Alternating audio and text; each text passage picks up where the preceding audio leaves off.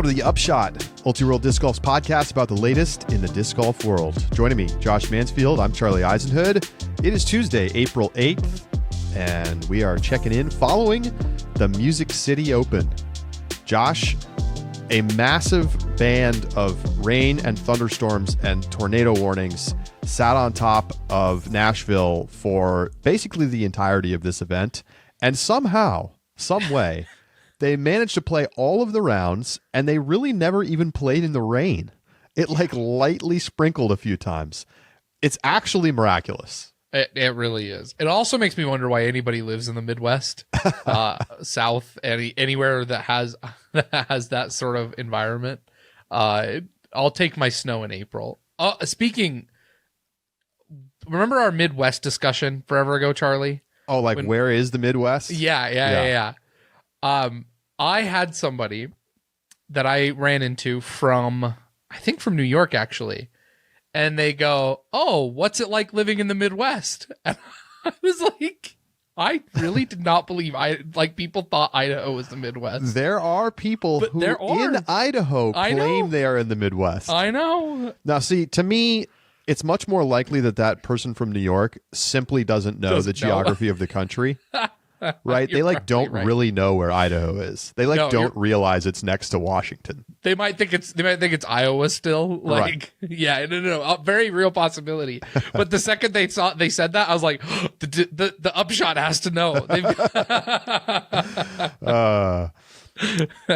Good stuff. A crazy weekend, a truly crazy weekend. If you haven't watched the coverage, you got to go check it out.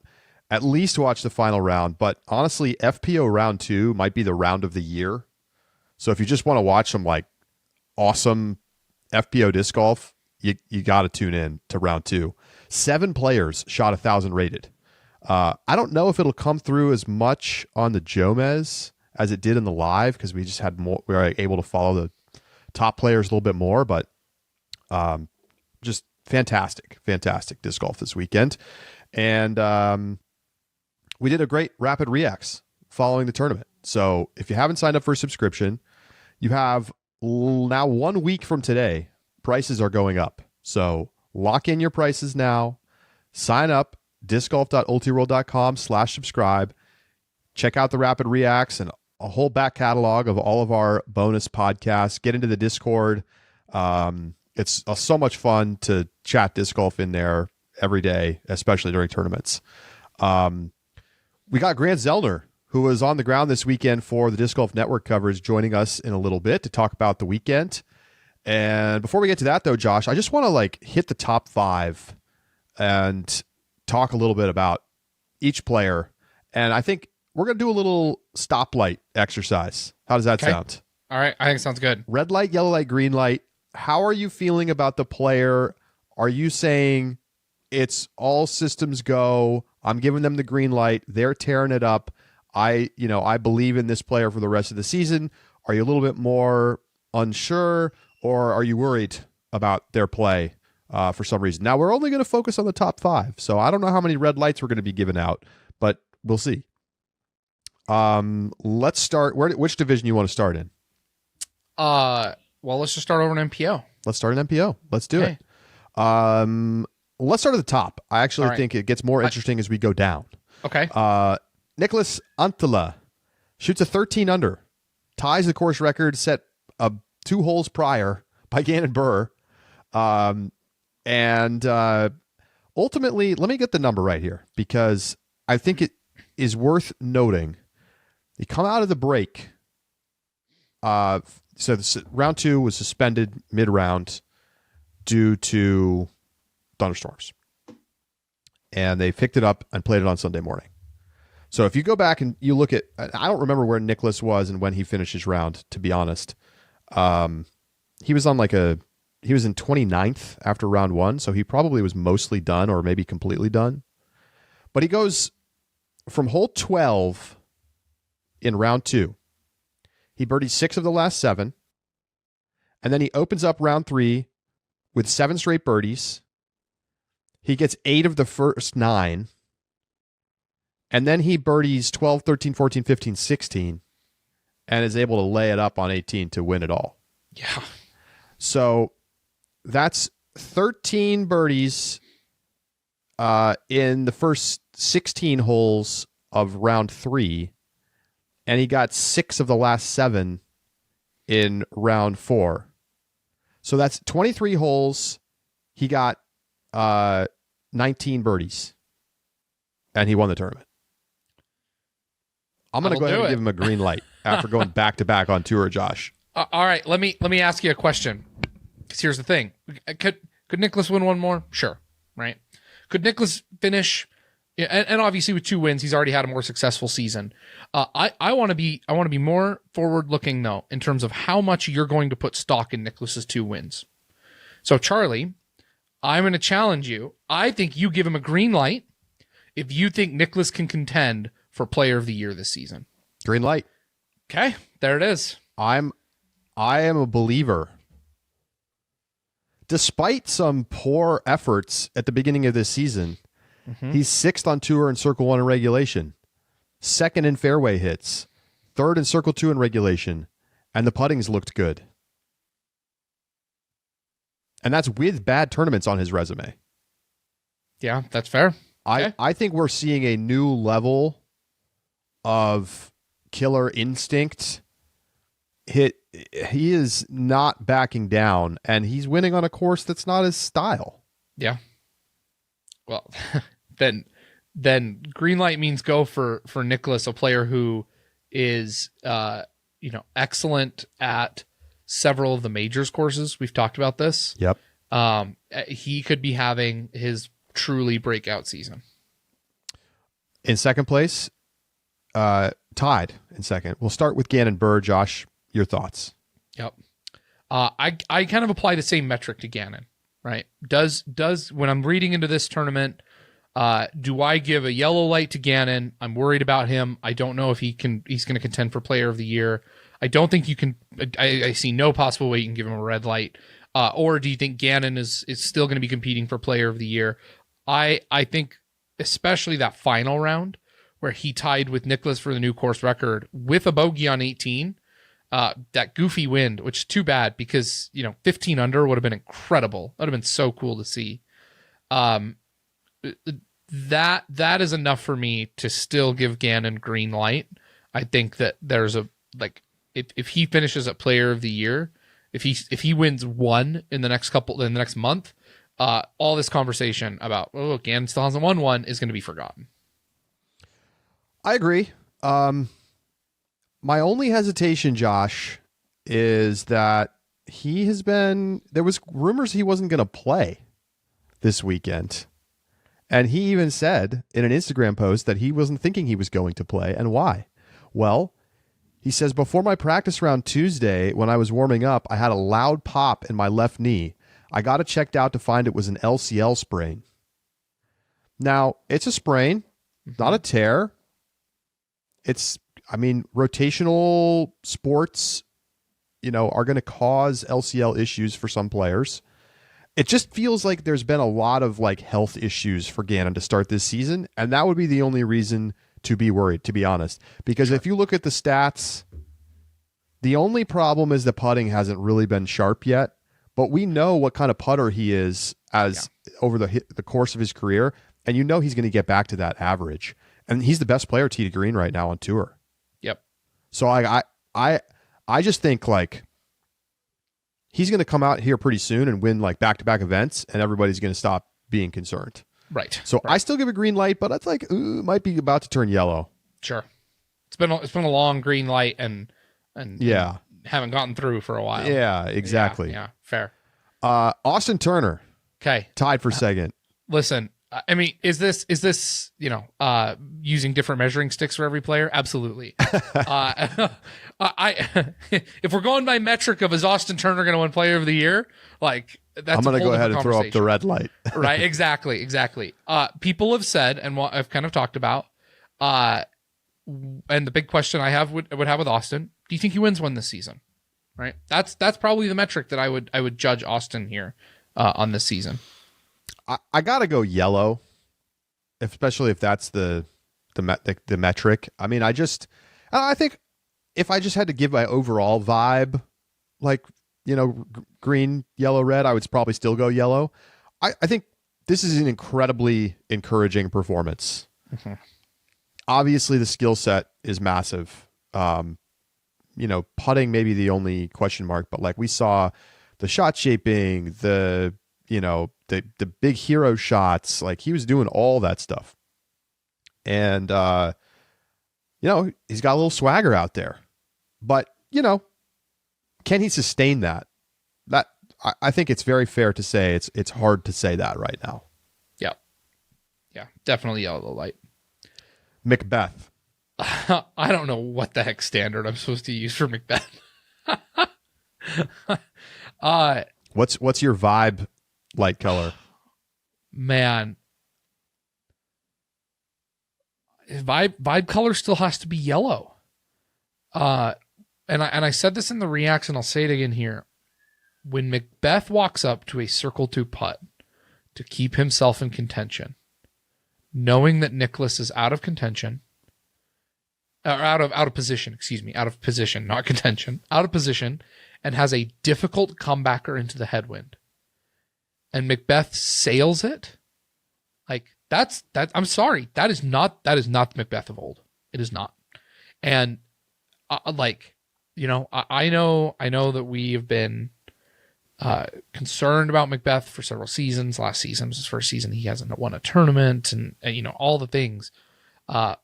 Macbeth is having a great season, and there's no doubt about it. He's playing incredibly well, and well enough to probably get a win. But look at the 3 holes leading up to hole 18, and the fact that he has to go for an ace on hole 18, a hole that is very difficult to birdie, let alone get an ace, right? Kind of shows the position. Bogeys 15, hits the gimme on 16, as everyone else should, and then can't hit a circle 2 putt to get a stroke on an out of position Nicklaus on 17. Like, look at that last 4 hole stretch. That is not the Macbeth of old. I'm telling you. And I'm sorry, but until he closes a tournament, he's going to get a yellow light from me. I hear you. You make fair points, but I disagree. Okay. I say green. Why? Okay. This guy is arguably throwing it better than anybody right now besides Gannon. Tee to green. Now, yes, the putting has been a problem. He lost strokes on the putting green this weekend at Music City. He went 81% C1X. That's not good enough. He went 25% C2. It's marginal, but the problem is he's missing when it matters most. Mm-hmm. And it just doesn't look dialed. Now, he hit some spectacular putts in that final round. He had a couple out of position makes. It feels like maybe he could be turning the corner, but then, when it really matters and he needs one on 17, he can't come up with it. Yep. So those are the kinds of putts he never, ever, ever missed when he was in his absolute prime. The thing is, advanced stats absolutely love him. True strokes gained, he's behind, interestingly, Kyle Klein leading the true strokes gained per event category right now. But he's also had, more impact of out of bounds. So when you look at overall, Gannon and Paul have been the best by a distance. And obviously the separator has been the putting, but we know Macbeth can find that rhythm. We've seen him do it. So I just feel like overall, I'm so encouraged by his level of play that I know he's going to have a weekend where he putts well enough to win. I think he's clearly going to win a tournament this year is kind of where I'm at. Okay. All right. That's a fair reason to give him a green light then. Yeah. In 5th place, we got a tie. Yep. Let's start with Isaac Robinson. He's an interesting one, huh? He is an interesting one. I'm going yellow. Okay. I was expecting a faster start, and I know he's been a slow starter, but it's been a little too slow, and I don't think this top 5 makes me really feel like I'm changing my mind. It's same old Isaac, plays well, He's not good, in contention very to good win. player. Right? Very good player. In fact, and I'm sure we'll talk more about it in a minute, tied for third highest rated player in the world right now. Wow. Very good player. But until Worlds rolls around, I guess we're not interested in getting the dub right now. So yeah, gotta give him a yellow light as well. A player of his caliber should be competing for wins more regularly. And a fifth place is not enough to earn a green light for Isaac. And tied for fifth, Andrew Marweed, who put on a nice putting display, and he's putting over 95% from C1 on the season. Spectacular. It's unreal. I think that would easily set the record if he can hold on. This is, now 2 top 5s for him. He got 5th at Waco. Mm-hmm. Gets 5th here at Music City. I think I'll let you go first. What do you think? I'll go first. Somebody in the top 5's got to get a red light, and it's going to be Andrew Marweed. I get the top 5 at Waco. I think the top 5 here is nice. I think putting at that level is probably going to always keep you in like getting good DGPT points. And if he continues to keep it up, we may see more top 5s. But we've seen this a lot from Andrew Marweed. We see a lot of very good putting, but not really in contention for wins. And I just see no reason to read into this start more than any other time that he has small stretches of good play. He's a great putter. He's fantastic. He's the best putter on tour. And I love watching him play. However, I'm saying red light, don't read into this top 5 at all. I just think the issue is that, like, as we start to get to some more long distance courses, he just can't keep up. Yeah. And like the putting is awesome and it's going to keep him like finishing well, but I just don't know that I necessarily think that he's going to be able to put together that full weekend that you need to in order to win a tournament. Yeah. But hey, I don't even mind. Like, I hope he gets on coverage because I want to watch him putt. Agreed. It's like yeah. So awesome to just watch him like have no fear of 30-foot comebackers. So cool. It's so fun to watch. Yeah, completely agree. I mean, this is an exercise of reading into this weekend, and I don't think that we should read into it too much.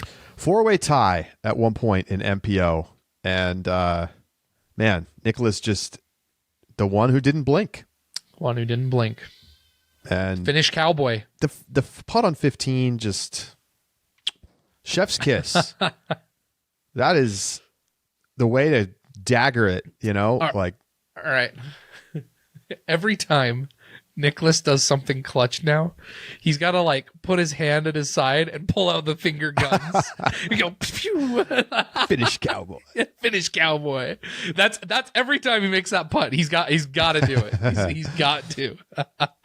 All right, let's go to FPO. Kristin Lätt wins it. Green light means go. Green light means go. Let's just take a moment. We'll talk ratings update in full in a sec, but let's hit the headline.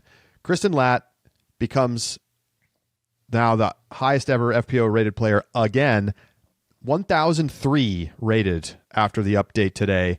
And it's no surprise. I mean, she's been that good to start the season. This has been an amazing stretch. Jonesboro into a weekend where, she didn't have the best first round, but,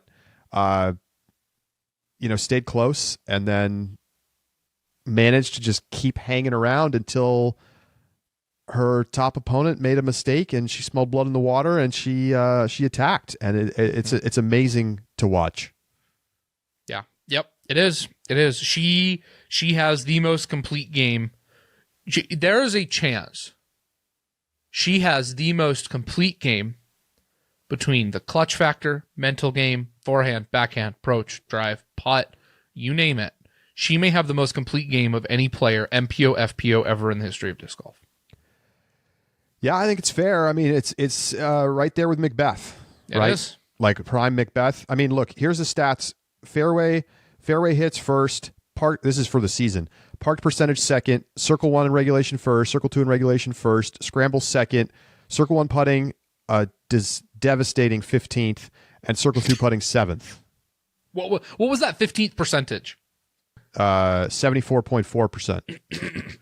The leader is Deanne Carey at 91.6, but like that's a crazy outlier. She's having an amazing putting season so far. Yeah, Deanne Carey, take a lap for yourself. Yeah. Like, holy smokes. Yeah, second place, Jennifer Smiley at 82.9. Owen Scoggins, 81.7. I mean, I think it's very clear to me that Kristin can improve, especially from C1. But, like, it's total package stuff, right? Right. It's not Evelina. It's not Henna. No. It's above field average. Oh, yeah. Yeah. She's just not first in it. That's all. But, yeah, I think we can go ahead and give the green light comfortably. Yeah. Second place, Silva Saarinen. Oh, man. What's your standard? Is she? I mean, getting a win this season? It feels like she has to. How can you not give a green light here? Have to. How can you not give a green light here? I mean, I know it was a little bit of a. It's hard to even call it a choke in some ways. I think she made two bad shots. Yep. She missed off the tee on 17. The little pitch out was bad. There's no way around it. It was terrible. But Kristin had to go crazy to win, and she did. Yep. What could you do? She jammed it from circle 2. Then she threw the shot of the tournament on 18. And Silva averaged 10-20 this weekend. 10-20. It's easily the highest rating in a loss for an event of all time in FPO. It's not even close. Yep. In fact, the next best is Holland this weekend at 10:06. The previous high was Missy Gannon losing to Kristin with 10:03 rating at Worlds in 2022. 10:03. Okay. Maybe these were a little bit inflated ratings this weekend for, whatever reason, the OB, the water. But even so, like, the level that Silva was bringing was incredible. And it just happens to be that you're going up against maybe the best player ever to step on the course in FPO. To that point as well, even if you want to claim the ratings are inflated, I think even by performance, not even just by ratings performance, but just by performance, whatever number you want to give this tournament, it still has to qualify as the best loss in FPO. Yeah, probably. Like the best performance in a loss. I mean, Missy 2022 Worlds was pretty damn good, but it was 5 rounds. But, look, Silva was throwing some truly epic shots this weekend, and the putting was insane. Incredible. Imagine if Silva played to the level of the rest of the field. This is Kristin lapping folks. Oh, yeah. Right? Beat down. 6-stroke win. Just crushing the field. We're talking about, on the weekend that Kristin gets to bump up to 1,003, on the week that she hits and resets the record, we're talking about just, can anybody ever touch Kristin? And instead it's, man, what a heartbreaking loss, where Silva's able to really keep it close in a round in a tournament that most weekends no one has any business keeping it that close to Kristin. Yeah. I mean, green light go. Kristin shot 1042 rated round 2. 11 under, no bogeys, birdied the last 7 holes. Gosh. What's the highest rated FPO round of all time? I think it's like 1050 something. I think you're right. I will pull it up because I want to tip the cap. It's Paige Pierce 1059 at 2018 Jonesboro, and she shot a 54. That is crazy. Kat 1058 2012 Worlds. Paige 1058 Texas States 2017.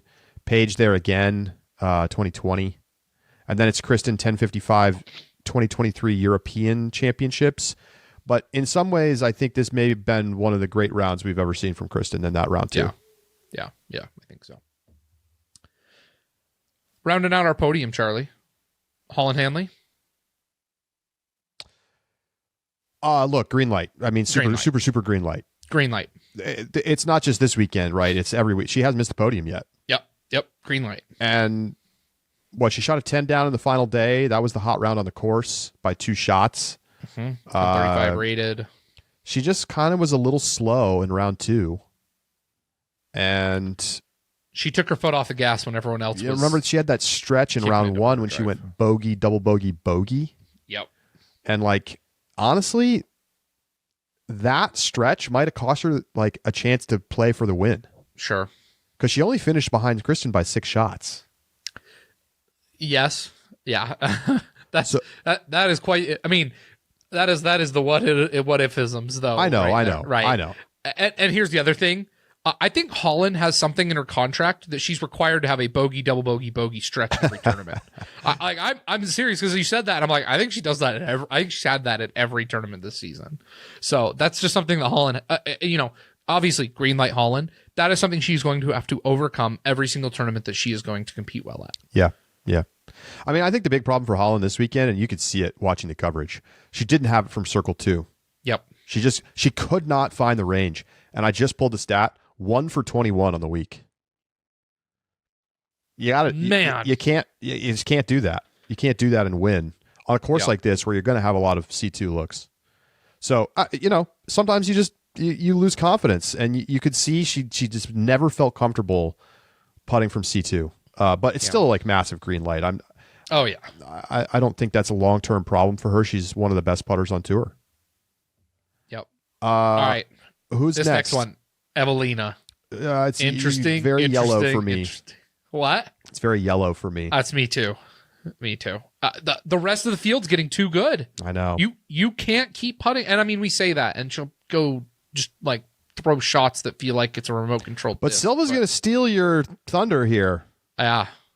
Because Silva's putting like, God mode level. Right. And she's starting to look like she can put some real distance behind her shots. Look,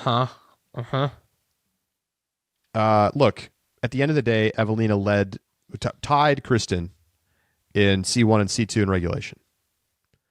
But 1 for 17 from C2, 76% C1X. It's not enough. It's not enough. And so it's got to be a yellow, because I just don't know if she's going to be able to keep up with those players who finished ahead of her this weekend, who I think are the best players on earth right now.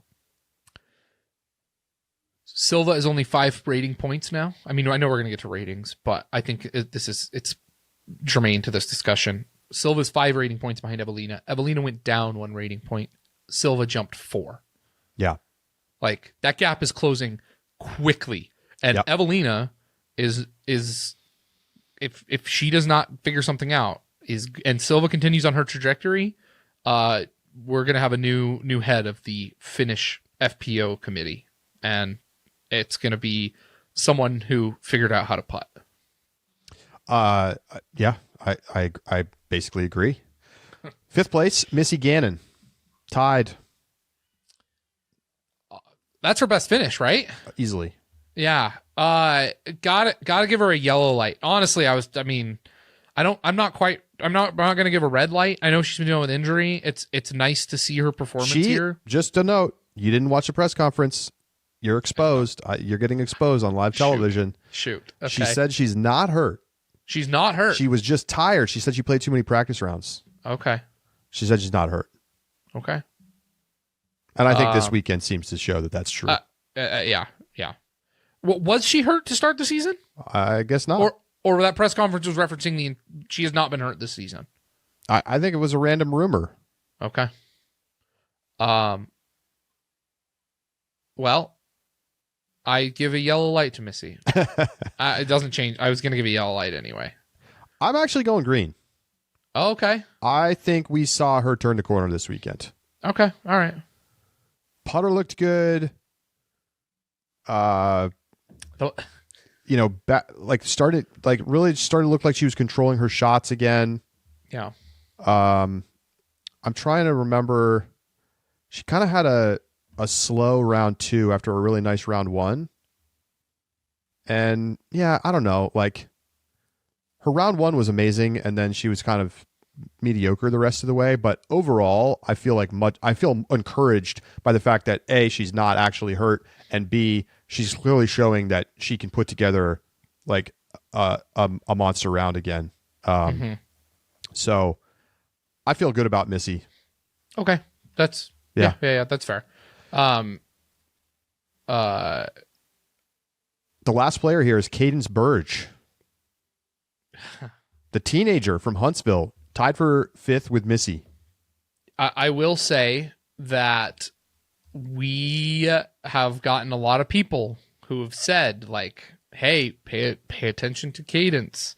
And, this weekend, she's had some top 10s, but this weekend is definitely the best performance. And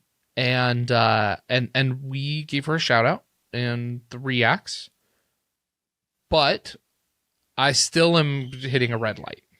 A red light. Oh, wow. A red light. Wow. I have not seen enough that I'm like, tough grader.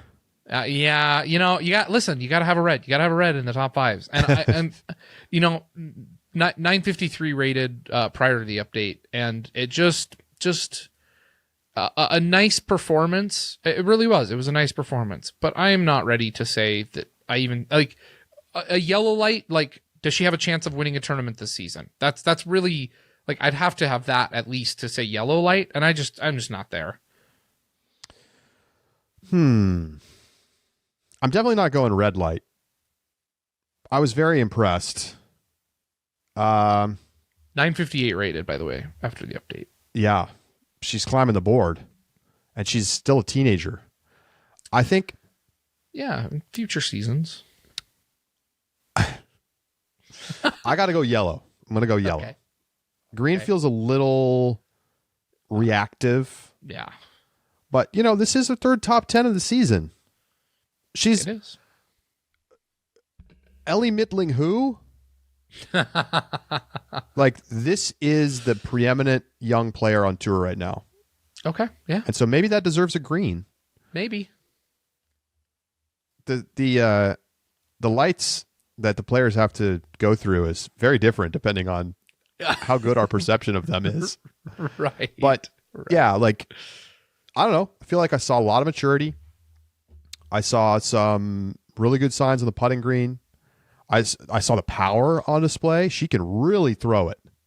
Mm-hmm. And she's super young still. So I feel like I was kind of poo-pooing people who were like emailing in and being like, got to watch out for Cadence Burge. Got to watch out for Cadence. I was like, really okay, all right, everybody. Like let's relax a little bit. But 10th, 5th in 4 events, I think we do have to look out for Cadence Burge. I'm not betting on her to win a tournament this season. But, I mean, hey, Emily Weatherman won a tournament last year. And you're right. Where's Emily Weatherman been? Listen, and I guess that's part of that's kind of like my point there, right? As well, is like, that's fair, right? Is like, oh, yay, an exciting another young player who's having some good starts. Yeah, it's cool. It's really cool. It's a cool storyline. I'm so happy to see it, and I hope that she becomes another great top player. And it's not, I'm not saying red light on her career. I'm not saying, oh yeah, no, she's just going to be a bust. I'm saying I don't think she can get a win this season. And without that, I'm really hard. I've seen players, young players who have a couple good performances, even some who get wins who then never do anything again. Yep. And I'm just not ready to jump on a Cadence Burge train quite yet. I understand it. So, all right. Shoot in your thoughts to us anytime, upshot@ultiworld.com. And we're going to take a quick break. When we come back, Grant Zellner joins us to break down the Music City Open right here on The Upshot.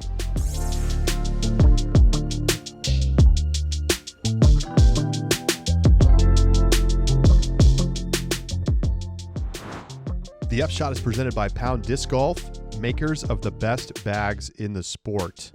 Now, you can make a custom bag, anything you want in any of their bags over at PoundDiscGolf.com. Check out this solid saffron with black custom Vagabond. It got the valedictorian award from Pound, and you can see why. Very nice looking bag. Got a little bumblebee vibes, I guess. Awesome stuff. Make your own bag. You can just try it out. Head over to PoundDiscGolf.com and build the bag of your dreams today.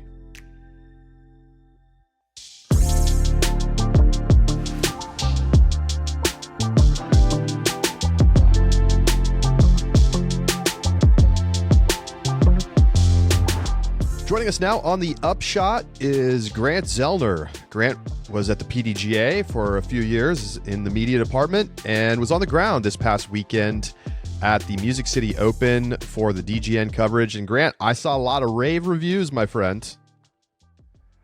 Oh, and that's incredibly humbling because all I want to do is a good job. I want to be myself. I don't want to be Perk. I don't want to be Brian. I don't want to be you, but I want to try to pretend that I'm a viewer. And, what is it that the viewer on their couch or in their office can't feel, see, smell?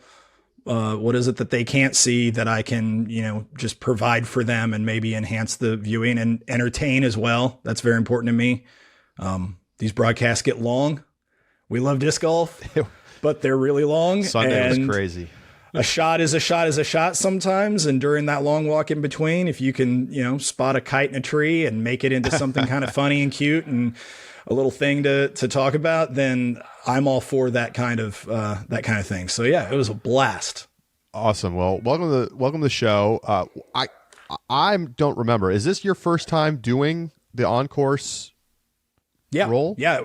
I've done play-by-play. Right. I did some Silver Series. The last year, I think there were Silver Series. I did a number of those, and I did a lot of Tournament Centrals as sort of the, chair number one with Brian or usually Brian or someone like that as the more colorful chair number two. But no, I hadn't done on-course. Apologies for my little puppy. I just got home from a long week away, and she's excited Dad's home and everyone else has left for the morning. And so she's decided to warn me that apparently somebody very dangerous is walking by or something outside. Sorry about that. That's just good. Protecting the home.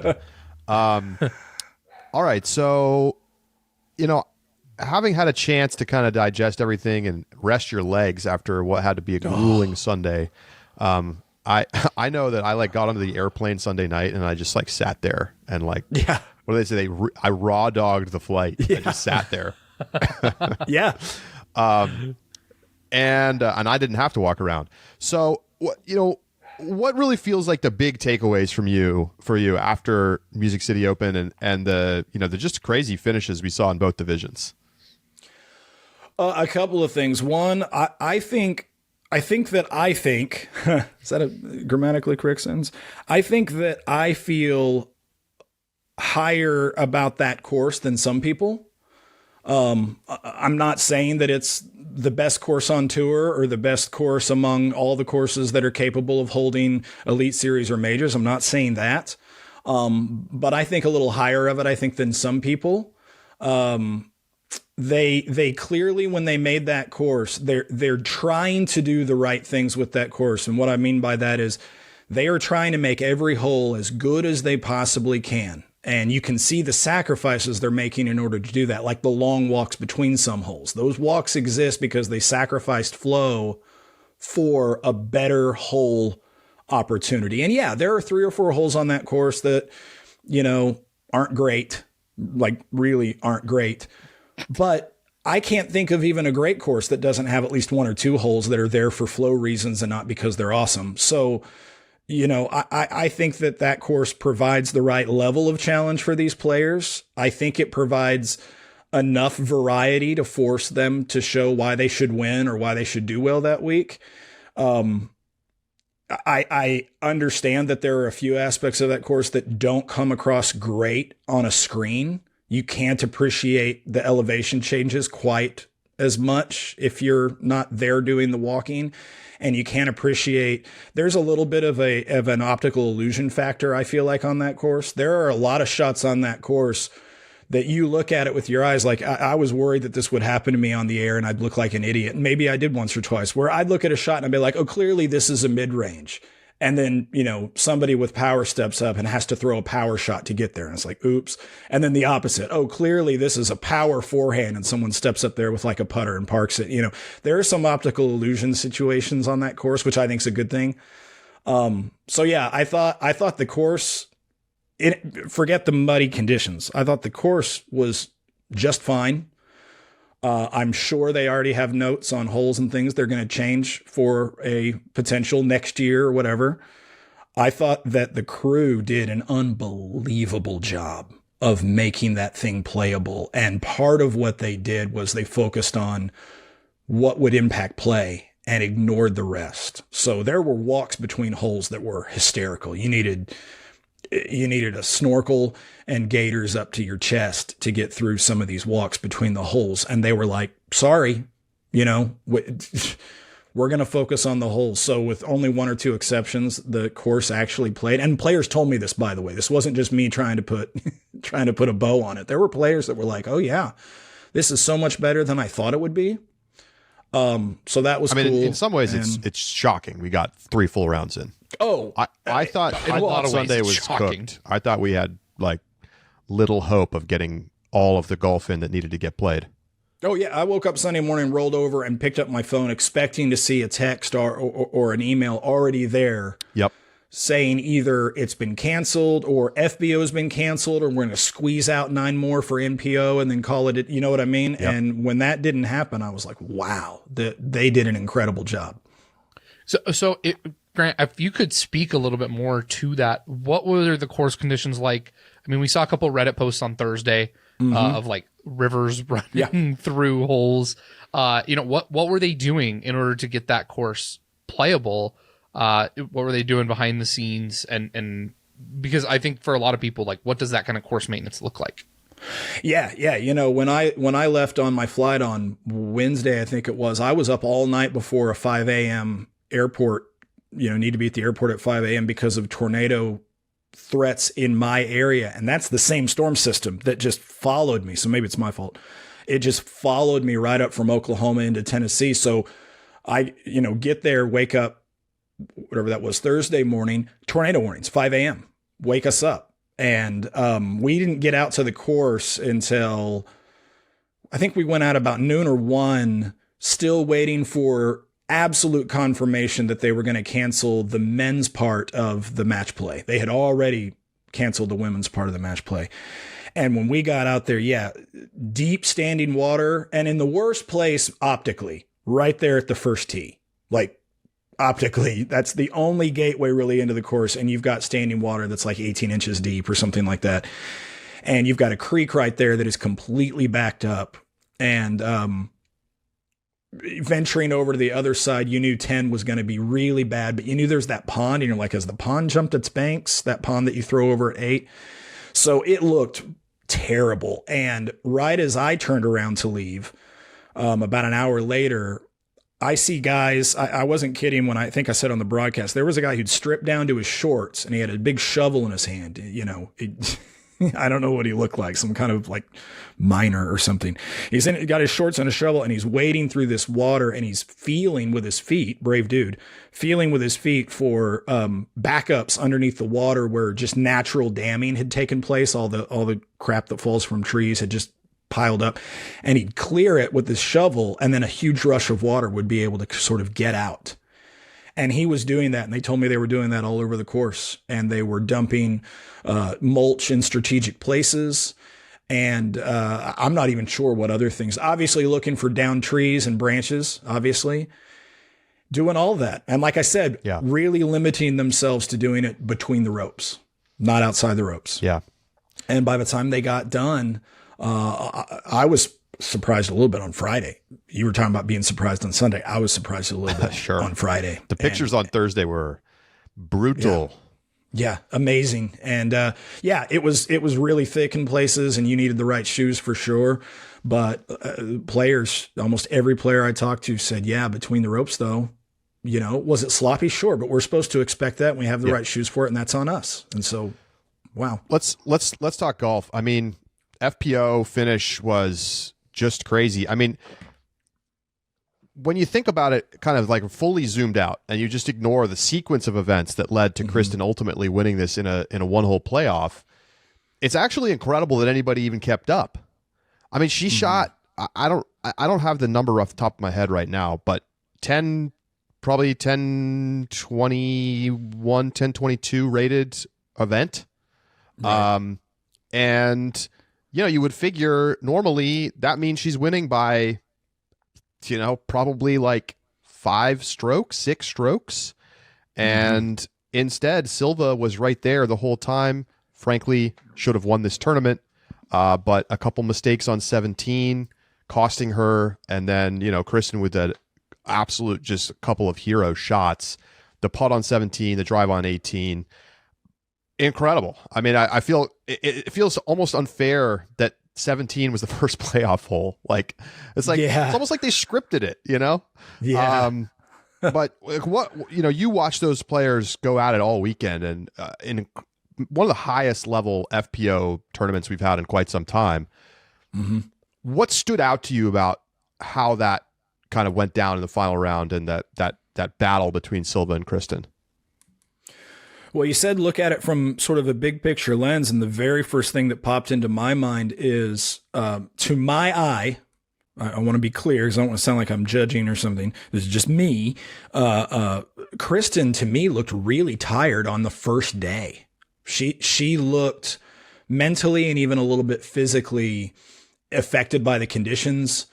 And I thought, I wonder if Kristin, she's been over here for however many weeks. I think Waco was that her first event. And I thought, I wonder if this is that kind of thing that happens as your body's finally getting used to a new time zone or something. Sometimes you have a little lull, or you catch a little cold or something, after the travel, and now you're settled, and then you get the cold and, you don't feel good. And I thought she looked like she was really dragging, and she had a little bad luck here and there on the first day, and it seemed to impact her kind of heavily. And so I'm not saying at all that I thought Kristin was out of it. I'm just saying that was one of my first big impressions early in the event was Kristin.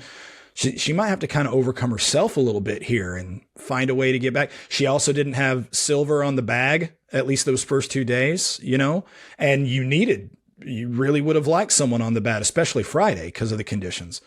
So that was my first impression. The fact that she stayed in it, of course, didn't surprise me at all. So yeah, you fast forward there to the last day, and somebody, I can't remember who it was that said it to me, but they were like, they both had their bad stretch of like 2 holes. It was just the timing of when it happened. Yes, totally. But they both had their bad stretch of 2 holes.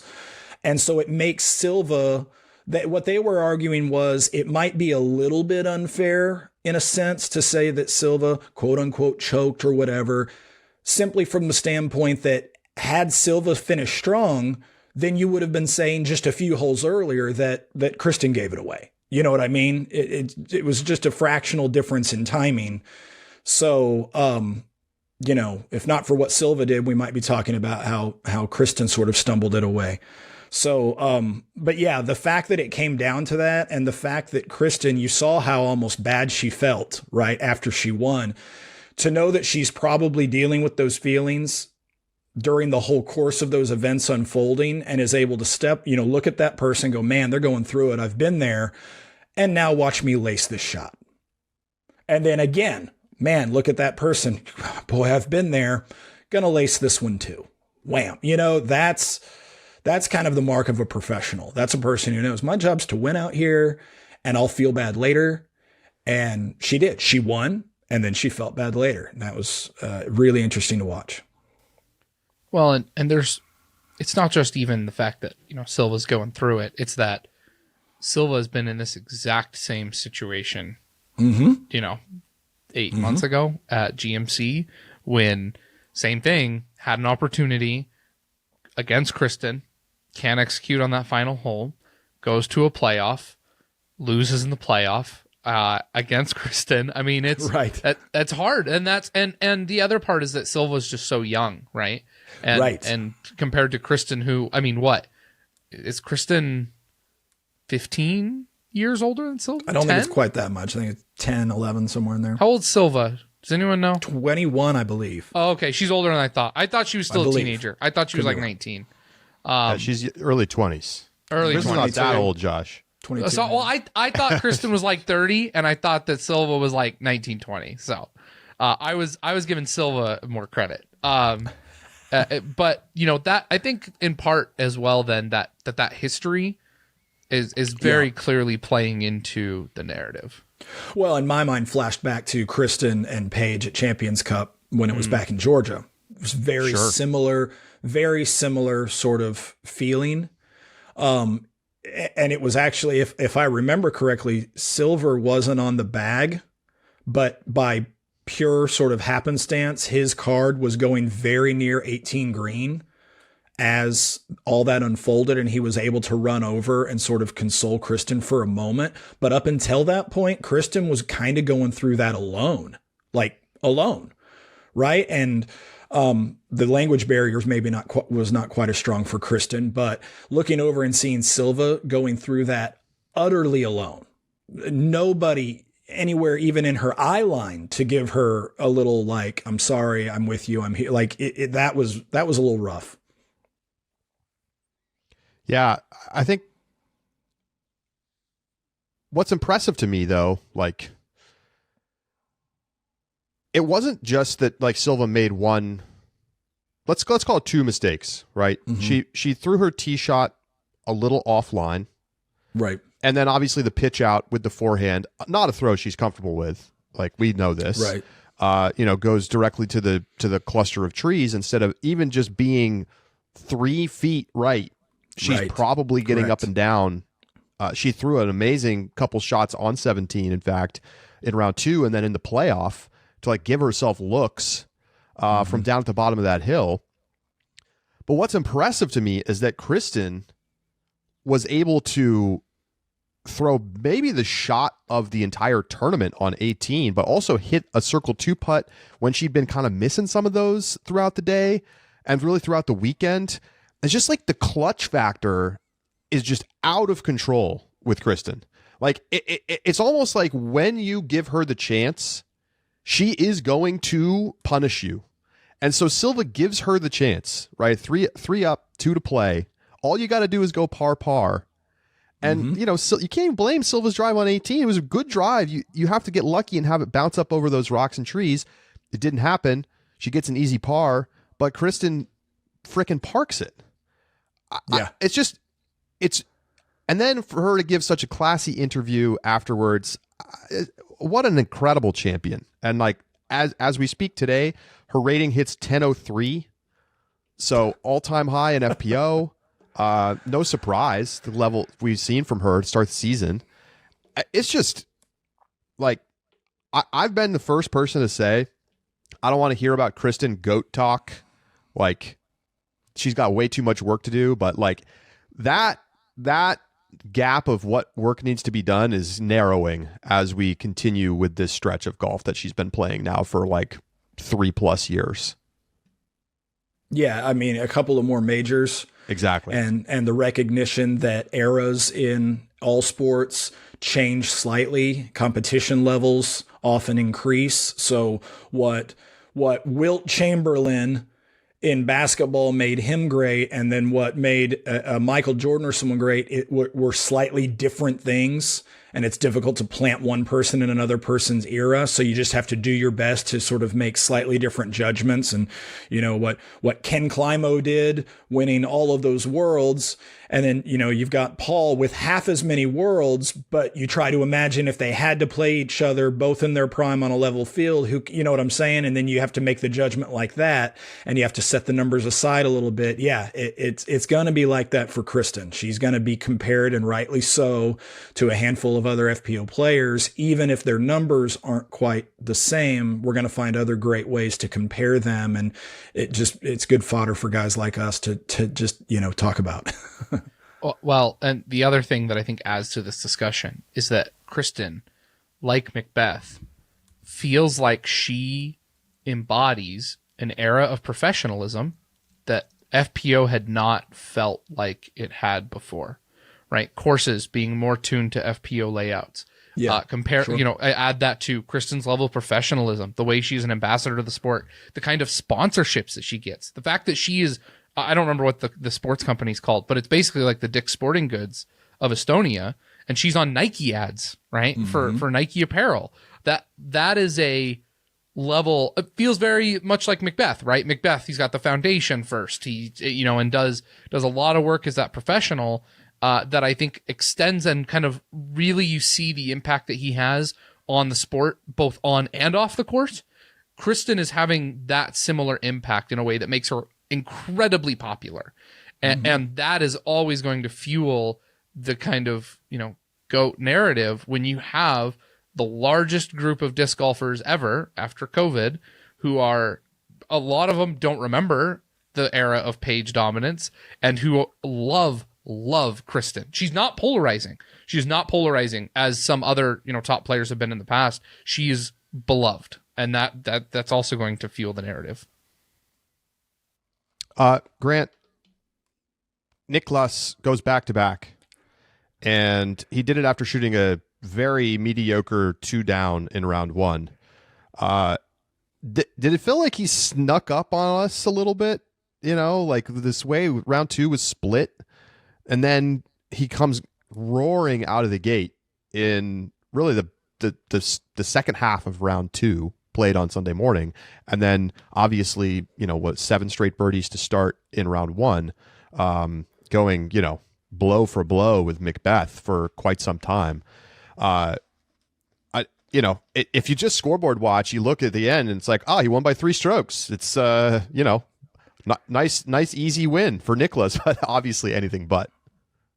Oh yeah, sure. He snuck up on us from the standpoint of so much of our focus in terms of the broadcast is on those first 2 cards, really. I mean, and sometimes only on one of those first 2 cards because of just the way timing is working out or the way the most compelling situation is happening. And the risk of that is sometimes you're maybe not seeing someone that's essentially right there.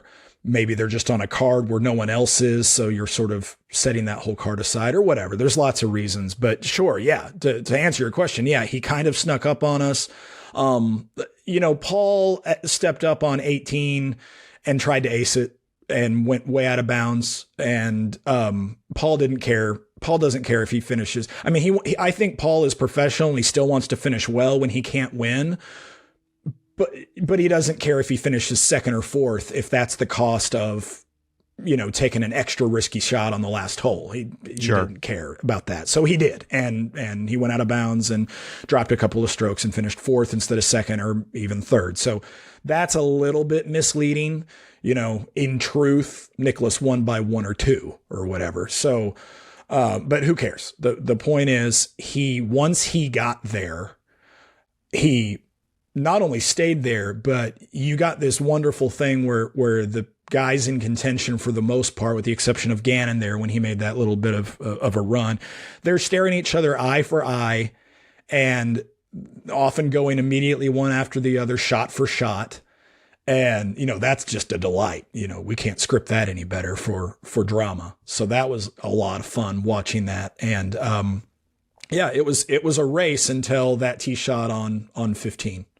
And when that tee shot on 15 happened, I think it freed Niklas up to say, I'm going to see if I can't end it right here. He obviously felt confident that he could run that putt without it risking too much of it drifting out of bounds behind. He had a good angle to do that too. Just about any other angle, it would have been a lot more risky. And so he went for it and got to feel maybe a little less pressure. I know that's a stupid thing for me to say given the greater circumstances, but for that one moment was like, I can go ahead and kind of go for this because if I miss it, I'm still ahead in the hand, so to speak. And so he did, and that was a really cool little moment for him. Describe what the tee shot of 15 is like for players. I mean, you point to the fact that course can be a little bit misleading. Yep. And so I completely agree. I think that was a great and very apt description. So tell us a little bit about that tee shot on 15. Why is that one such a technical execution, and why did it end up being, such a pivotal moment in that tournament? Yeah, you're coming downhill out of a little bit of a chute, a little more so for MPO than FPO, just to add a little bit more distance. And you've got a massive tree with a little channel to the right-hand side of it from the player's perspective, and a whole lot of airspace on the left side that compels you to generally go kind of high and try to throw around the tree on that side or go up the gut. Up the gut is probably the harder shot, but if you don't love your forehand, as a lot of players, even ones that use a forehand, still don't love their forehand, you can kind of go up the gut on the one side. And I don't know if I misremembered. I thought Niklas might have gone up the middle on day one, but I might be misremembering or just conflating him with somebody else that's sort of a similar stature. But anyway, what people maybe don't know is that right there toward the end of the men's rounds, the wind was basically calm as it had been most of the day on Sunday, and it was out of the north, which is a headwind, but it was starting to quarter just a little bit over to the west. And if you go back and watch, you'll notice the flags on 18, which are some of the most obvious ones. They were blowing a little more sideways than just straight down as they had been. That quartering wind from the west is going to affect that forehand line on 15. And if you try to throw high and count on a little bit of a spike to keep you from going long into that creek that's beyond that elevated basket, because you're going downhill to an elevated basket with a creek right behind. If you go high, you're putting it up above the level of the treetops because you're on an elevated thing, on an elevated tee pad. Paul goes high, comes over on it a little bit, and then the wind exaggerated his miss. Is what happened. Now, he might have missed it anyway without the wind, but the wind absolutely made it worse. Mm-hmm. And he went so long that he basically I was hiding in the trees because I try to make myself as invisible as I can for the players. I was hiding in the trees and his shot went right over my head. And just, it never had a real chance of coming. The only chance Paul had was that by the time it got down there, it would be at the level of the trees and into the branches. And the only chance he had was a lucky kick where it would bounce off a branch and somehow end up in bounds. And even if it had, it would have left him a putt not that different from the one he had. Just the one he had was a prayer to save par. So that's what happened for him. And the other guys were able, if you notice, all the guys were affected. I don't know, Nicholas' tee shot wasn't great. No. It wasn't great. He just lucky you got saved the way it did. Yeah, and all of them, to my eye, looked too tight out of their hand. They all did, to my eye. So yeah, that's just sort of that was a golf situation, and I think we might have said a couple of times on the broadcast, we're like, who's going to flinch first, and that was absolutely the definition of a flinch. Yeah. I mean, it just felt like it was just going to come down to one mistake, and in many ways it did. It just happened for each different player who was in that four-way tie in different ways. Gannon overturning it out of bounds on 18. I know you weren't there to watch that, but Macbeth OB heard it. Heard it. Not surprised it happened again. Because of that new wind. Not surprised in the slightest. We saw that then affect other players on that tee shot a couple holes later. Just quick thoughts on Austin Turner. Easily the best we've ever seen him play over the course of a Pro Tour weekend, and in many ways, kind of feels like this was his he was on the feature card, I believe, on day one, and then to take advantage of that opportunity and play as well as he did, after years of being basically off tour, amazing. Yeah, and he's one of those players where I'm sure he was feeling nerves here and there, but he's one of those guys that's able to either A, he's not feeling them as much as you would think, and even as much as other top-level players do sometimes, or B, he's just got a way of not showing it. He looked so calm for the most part all the way through the weekend. I think I told you all the little anecdote about how he loved his shoes so much he didn't care they weren't waterproof. And so that speaks maybe a little bit of something to his sort of personality and to his ability to shake one negative thing off. Can we just acknowledge that he was using a Zinn can as his mini? Was he really? Yes. I did not notice that. I was right there with him all week and I didn't notice that. Yeah. That's hysterical. Well, there you go. More personality. And, a few players will come up to me, and I realize this is the first time I had, stuff on with a mic in my hand. But even before then, when I've followed cards for one reason or another, there are some players who will walk up to me and at least say a little comment. Paul Macbeth has, others have walked by me and they've made a comment about their play or a comment about a shot or a comment about something funny off the grid of what you can see. And Austin, I learned very quickly, would be one of those guys. And he came up to me a time or two and just a quick word, a smile, or whatever. And I thought, okay, this guy's got a certain persona that should serve him well. I'm very curious. I want to see him in contention again soon. Yeah. And then I'll say, all right, we've really got something here. Yeah. I mean, the talent is obvious. Yeah. Oh, yeah. and I love his attitude when I hit him up during warm-ups. I walked up to him, as I often do, and I say, is it okay if I talk to you? If they say no, I say, no problem. Have a great day. And he said, sure. And I asked him some things, and I asked him about being a lefty, and the little bit about him saying, I don't really care that I can't get a read off of righties. In fact, I feel like I can if I'm with at least one person that throws a lot of forehands. But then he said, I love that they can't get much of a read off of me. I thought, okay, This guy's got the mindset. I love when players, because you have two attitudes in golf and disc golf. You have those people who are like, oh, it's me and the course. There's nobody else around, right? It's just me, this disc, and the basket that's down there. And then you have some that are like, oh no, I know that they are not going to be good at this hole, and so I'm going for the pin on this one because I want to take a stroke on this hole, and I want to show them, guess what, I can throw further than you, right? And those guys who have guys, and Holland has talked about her win when she said, oh, I know I can get an opportunity on Own here, I'm going to exploit it, right? I'm doing math in my head, which holes is Own going to get, which ones is she not? This is about Portland, and I am going to take advantage of these couple of holes.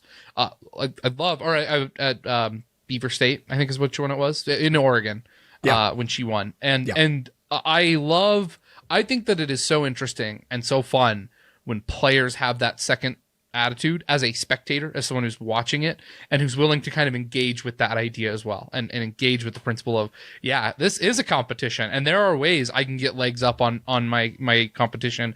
And then to Austin's point, right, like maybe sometimes you go into holes with specific win reads and you're like, man, I really wish I wasn't on the box right now because I'd rather watch somebody else. And to him, it's, I don't care. I put me on the box every single time because they're not getting a read off of me. It's so fun. It's a great, I love having that attitude in disc golf. You know, Brian Earhart's analogy that, you know, so often you go, oh, it's not checkers, it's chess. And Brian Earhart stepping in and going, no, it's poker. Yeah. So appropriate. So unbelievably appropriate, because I love to play poker. I don't get to very often, but when I do, I love it because you got the guys that are into the math and the probabilities, and you got the guys that are looking across the table and trying to read the other players and going, I'm going to beat you right now. It doesn't matter what my cards are. It doesn't matter what your cards are. I'm going to make you too afraid and make you fold. You know what I mean? There are so many ways that analogy fits, and that's just one of them. I keep seeing rumors, and I don't know if they're true, and I don't know if you have any insight here, that Mill Ridge won't be the course that we play for the Nashville tour stop next year. You know, the first thing you said is that you feel like the course is, you like it more than others. Would you prefer to see a more, let's call it Tennessee style course for the stop, or do you think they should keep iterating on Mill Ridge?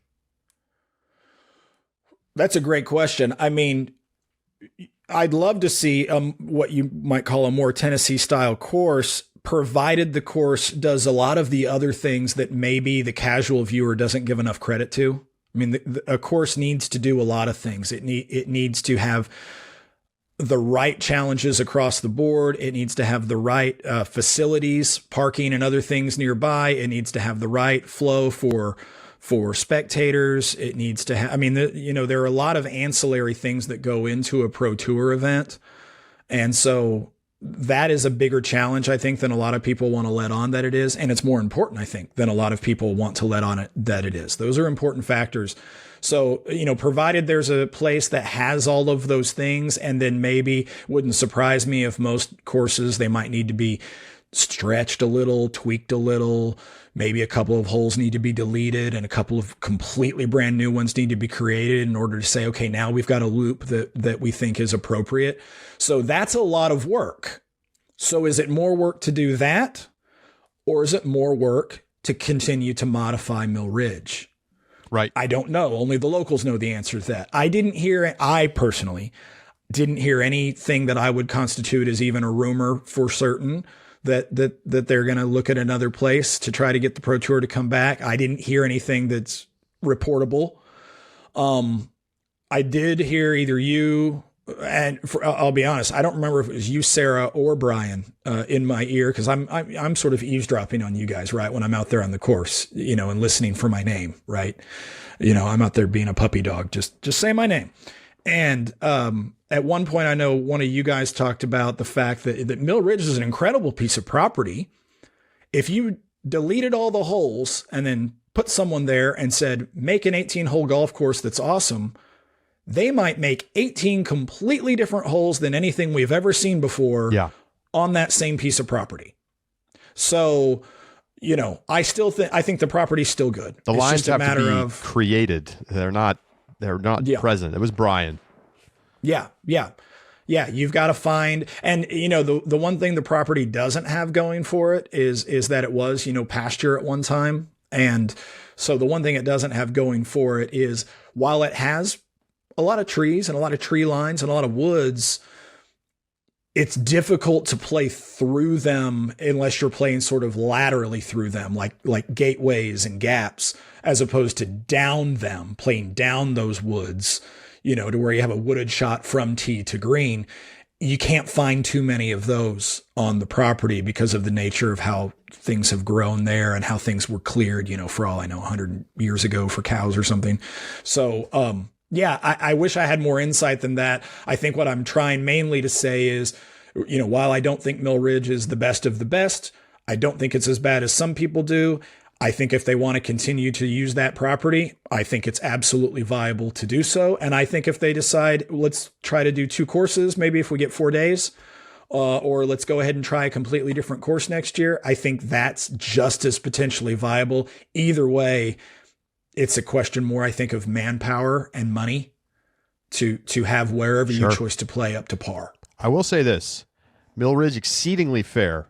One of the most fair, least luck shot situations on tour, I think. I mean, it's there's just not that many shots. I mean, 18, and I guess a little bit the green of hole 1. But I think if you throw that shot on 1 properly, you get a circle 1 look. It's just that it's a hard shot to execute. But there's just not that many kind of random bounces out there relative to a more wooded track or even some more park style courses. And so I think players tend to prefer that, even if they don't love the holes necessarily. They want to feel like they're rewarded for good shots, and I think that clearly Mill Ridge offers that. Fascinating stuff. So any wrap up thoughts, Grant, just on the weekend and getting 3 rounds in and the wild finishes?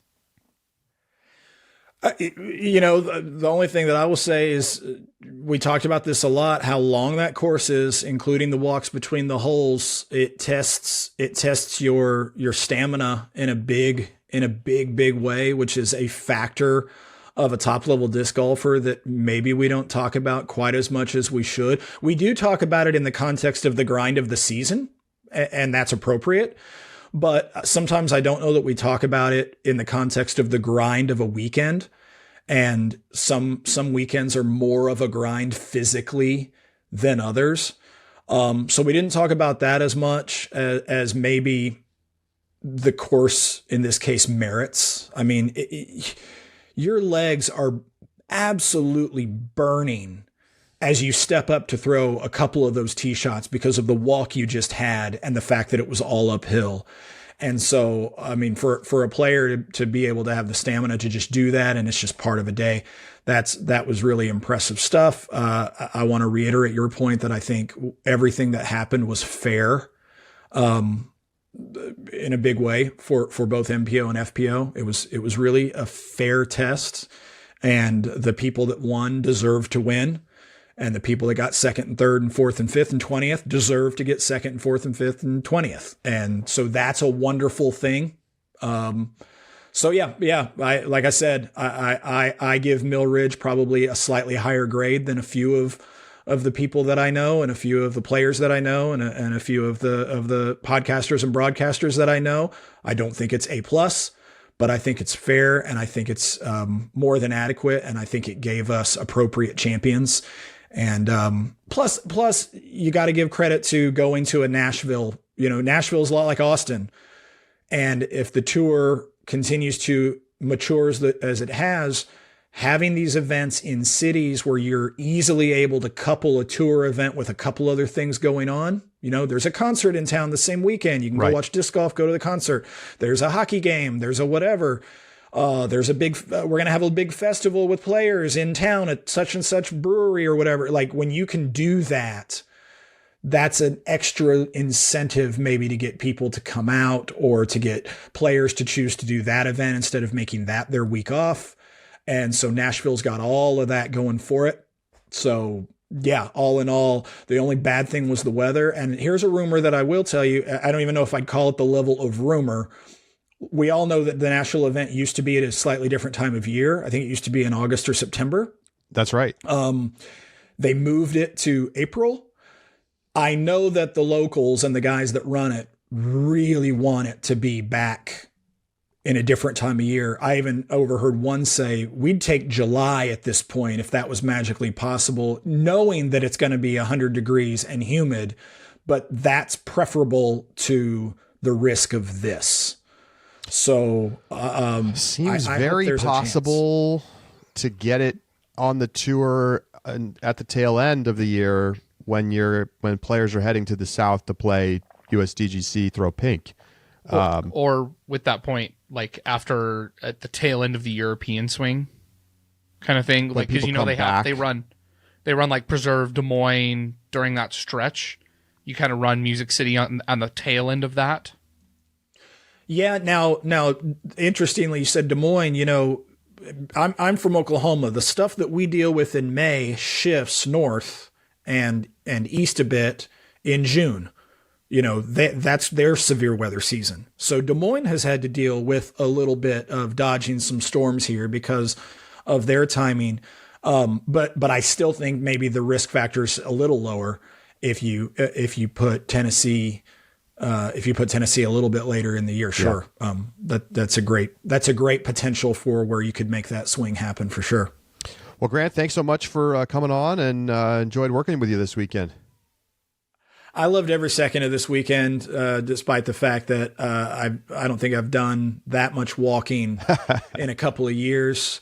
I'm older than I've ever been as of today, and so I am feeling it in a way that I'm almost embarrassed to admit. But that was worth every second. I love being on with you guys on the broadcast. I hope the viewer was cool with the gear shift of me coming on as opposed to so many other beloved personalities that cycle in and out of the various roles, because I really, really want to come back and keep on doing this and really want to keep at least a toehold in the game of disc golf. Awesome stuff. Grant Zellner with us here on the Upshot. Appreciate it, Grant. Have a great rest of your week. You bet, guys. Thanks so much. We'll see you. We'll be right back.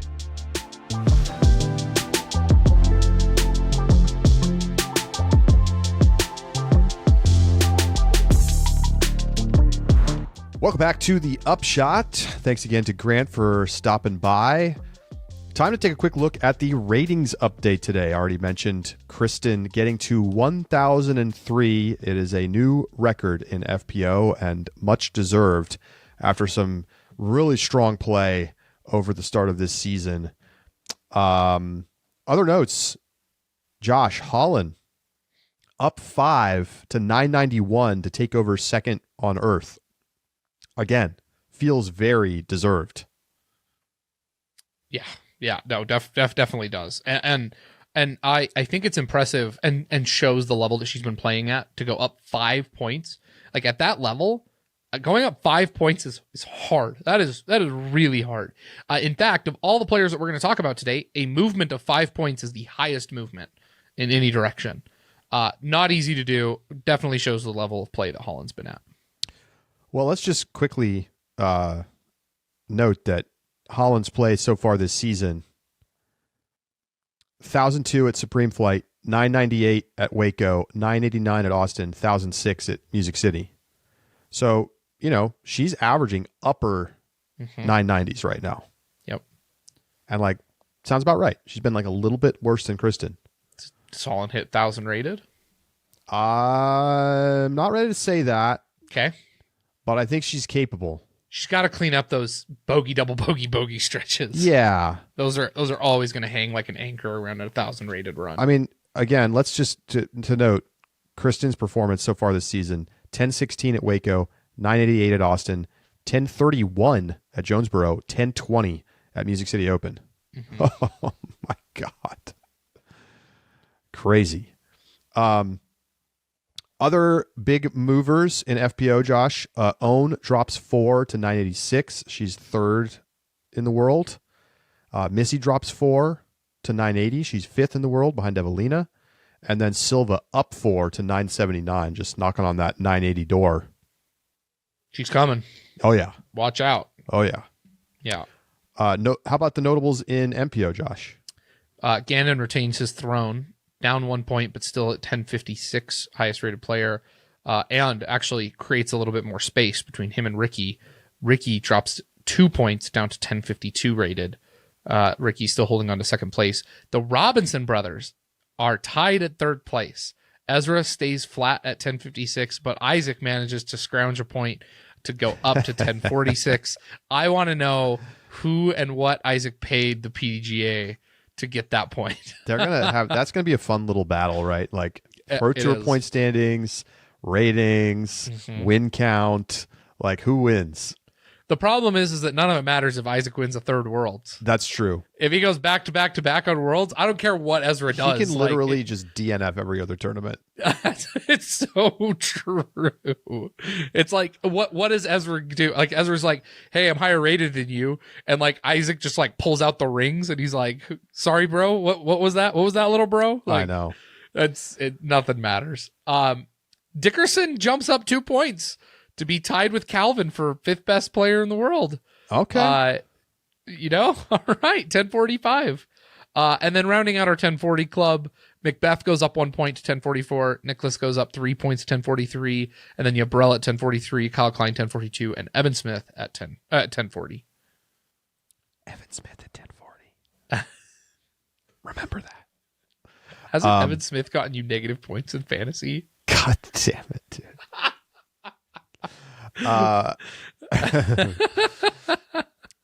Good stuff. Let's take a look at our picks really quick from the weekend.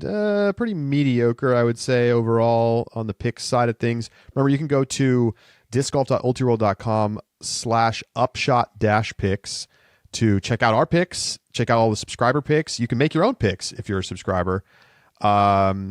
Josh and I tied this week with 13 points apiece. We both had Kristin and Holland. Josh picked up some points for Ella Hansen. I went with Macy Vela Diaz. Did not work out for me.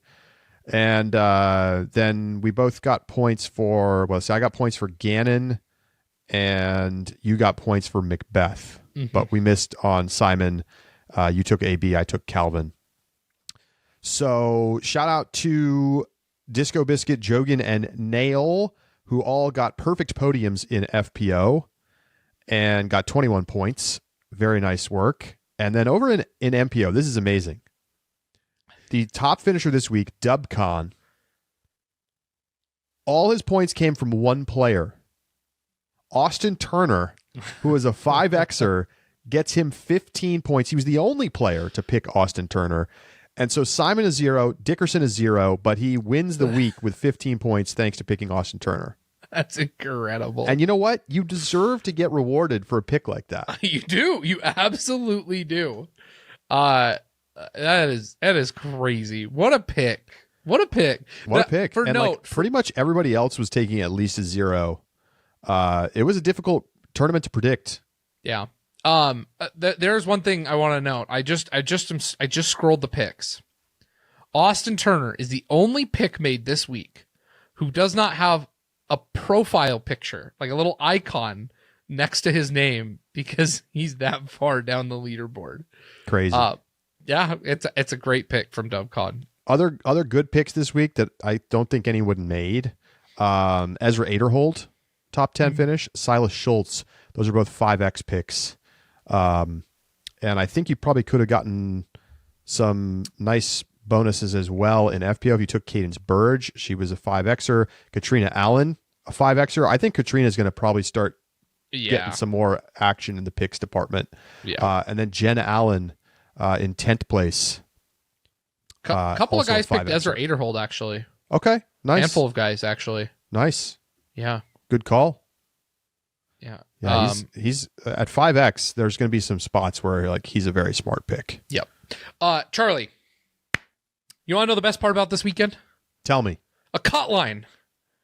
I know. I love a 2-round cut. I love 2-round cuts. And here's the thing. There's 2 reasons why I love it. Number 1, Aiden Scott's putt or hole 18 play was really interesting. It was dramatic in round 2 because it was like, oh, do all these guys get in or not? Like, really interesting. Love it. So much fun. Make a cut in round 2. Here's the other problem. You asked Brian what he thought about a cut line. And he goes, it's hard because those guys at the bottom, like they're doing their best and they need to earn the money.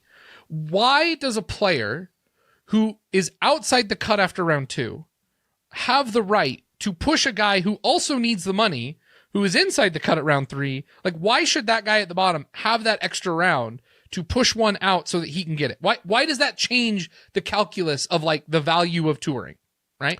Well, I think the argument would be that if you cut at the cash, which is what they did this weekend, which was for, preserving the best opportunity to finish the competitive side of the tournament. Now, ultimately, they probably could have just played everybody out there, but they did have to get way more cards through because they had the morning rounds for MPO to finish up round 2, then the FPO, then the MPO. Yep.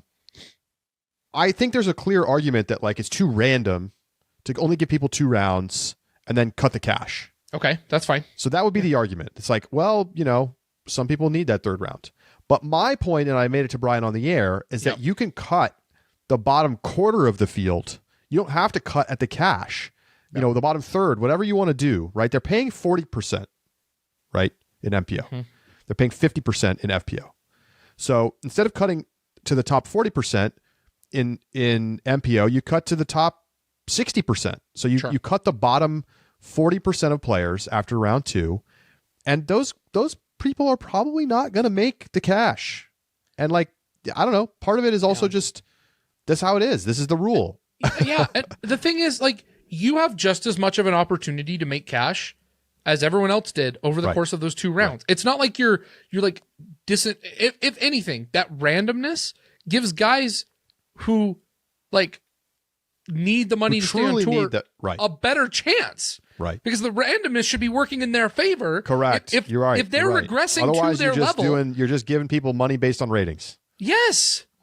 And at which point, so I have heard like the only argument that I hear, the only one that I think holds any sort of water is that these events are expensive and you want to play all 3 rounds at this event because it's a nice event. It's run well. It's fun to play a professional event and you paid a lot of money to play it. All right. I hear you. But guess what? This is a professional business now. And I don't care that much. Right. It's a fine point, but I just don't care enough anymore. And I want to cut after every tournament before the final round. Again, I come back to the same point. It gives people something to play for. Yes. There are going to be players who don't have an opportunity to finish top 40%. They know they're not going to make the cash, but maybe they can make the cut. Yeah. Maybe they can earn that next, like they can say to themselves, listen, I can go out there and I'm going to try to make the cut. And the cut is probably going to be probably 5 to 10 strokes behind the cash. It depends on the tournament, of course, but I just think like you have this, it did become interesting on the broadcast to start to look at, this guy's coming in on 18. And if he gets par or better, it's always interesting. Then these players aren't going to play tomorrow or later today in the case of this tournament.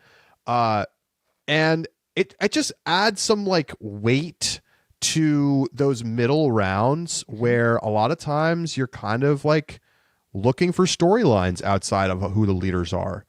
And so I just feel like it should happen. It makes the flow of the final day better.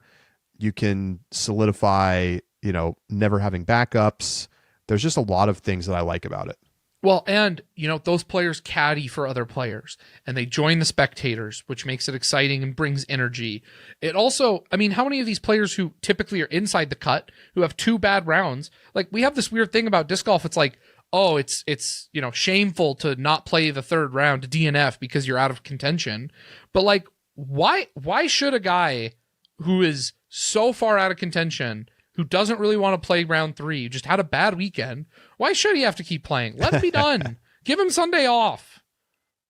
Cut to final round. Cut before final round. Always. Every tournament. All right. Every Pro Tour tournament. All right. We've made our positions clear. Man, I'm just never going to let that go. Josh, it's time for Purse Watch. Yeah, all right. Let's do Purse Watch. We got 56,590 MPO payout, 28,800 FPO payout for a total of 85,390. It is the second highest payout this season. Field size 157. So it's also the second highest money per person. $10,000 to Niklas, along with a very expensive guitar, I will add. They upped it again this year. ES 335, $3,500 retail value. So a guitar alongside the cowboy hat for Niklas, and Kristin now has too many electric guitars to know what to do with. She also takes home a $6,000 payday, up 4.3% over 2024. Congratulations to the Music City Open, because there are not going to be many tournaments in that column. Yeah, they're the first tournament of the season to raise the purse over last year. Yeah, congratulations, that's for sure. It's good stuff. I mean, yeah. I wonder how they did, right? Like, I know Jeff Spring said in the press conference that they were trending ahead of expectations on ticket sales, but man, Sunday with the weather this weekend, I wonder how they did. Yeah, no, that's a great question. Not Charlie, the best. Yes, sir. There's one thing left that we have to do. Okay. As you know, we are in early April, which means we have April Fools. And apparently, oh my gosh, I forgot about this already. You're set it up. You are not done talking about Sprinkle Valley. Allegedly, there was a April Fool's joke that we fell for. Last Tuesday, we talked about the Mint Discs video of the hole 18 being pulled from Sprinkle Valley. Yep. And we said that it was a little dramatic and unnecessary, right? That you didn't need to kill the hole, that there are ways to improve it, to make it work. There are adjustments that could be made. And that even if you did decide like this ain't it and we want to do a different hole, like the video was weird in a lot of ways. The video that I'll just refresh the memories of those who may not have seen the original video was on March 31st, was when it was published on Monday. Charlie, apparently that was an April Fool's joke. Listen, since when did it become okay to make an April Fool's joke? Not on April Fool's Day. And then they had an April Fool's post with the triple Mando, no drop zone, metal music, haha. And what? Fair enough. April Fool's pretty joke. Good April Fool's joke. Yes. But so they're forcing us to take a mulligan on here. That they comment, "Thanks for biting," on the YouTube version of the podcast, and people are clowning us for not acknowledging this as an April Fool's joke. How did that come across as an April Fool's joke? How is it an April Fool's joke on March 31st? I will take this mulligan because they are basically in the comments claiming that they weren't serious. So I'll take the mulligan, but I take it very reluctantly, and it makes you kind of clownish to be making an April Fool's joke on March 31st, and I'm not even totally sure I believe it. Yeah. I think that they didn't like the feedback they got from the decision to pull the hole, and now they're changing their tune. Either you're changing people played the course on March 31st, and the basket was gone. How is that an April Fool's joke? They didn't put it back. What are we talking about?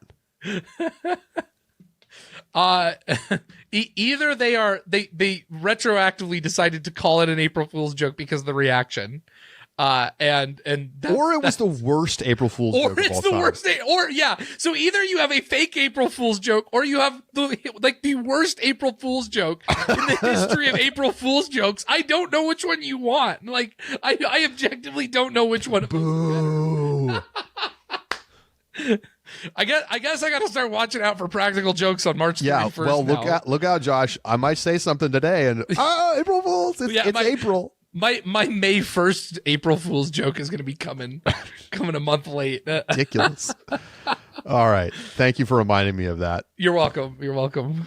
All right. That is going to do it for today's show. Thank you so much for tuning in. We'll be back with you on Thursday. No tournament coming up this weekend, although Eagles Crossing, $50,000 purse on the Go Throw Tour. So that will be interesting. I'm very curious to see how this looks.